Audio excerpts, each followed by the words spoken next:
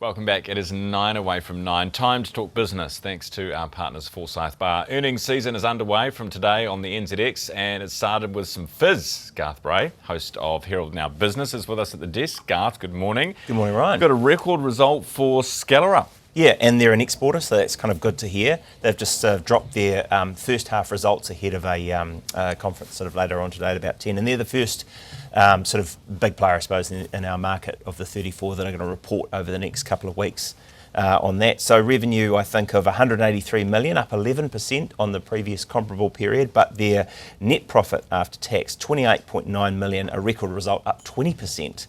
So basically they're just saying they've managed to have meet sort of done an excellent job in meeting increased demand. They're in dairy, they do wastewater stuff. Maybe we should get them down at Moore Point. They are in a lot of different markets there, and so they have just, their industrial division I think was up 12%, revenue up 6%. Just basically looking like they've made a really good go of it in the last 6 months. Great.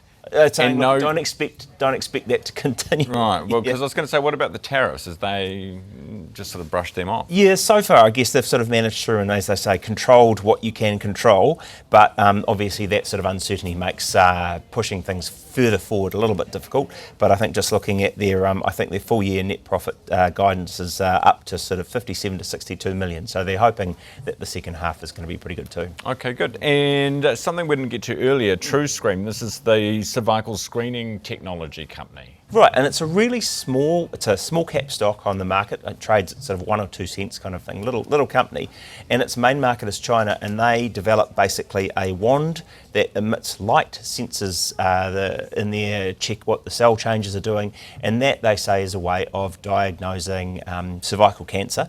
And basically they've done, yesterday they released a 4-year study of 15,000 patients across 60 Chinese hospitals that basically validated that as a better way of screening to some other methods, which has immediately opened up some pathways to funding from WHO and the Clinton Health Initiative and a bunch of other kind of people that support.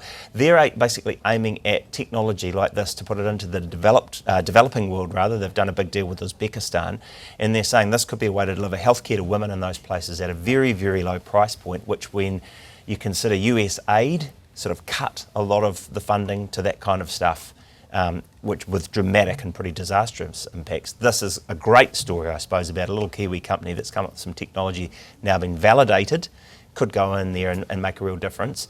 Certainly did well for the share price. Yesterday on the market, it was the most traded on-market stock. I think about 4.2 million shares traded hands, just as people went nuts over this little small cap stock and bumped it up about 11%. Okay, all right, good stuff, Garth. Good to see you as always. Garth Bray, host of Herald Now Business. Thanks to our partners, Forsyth Barr.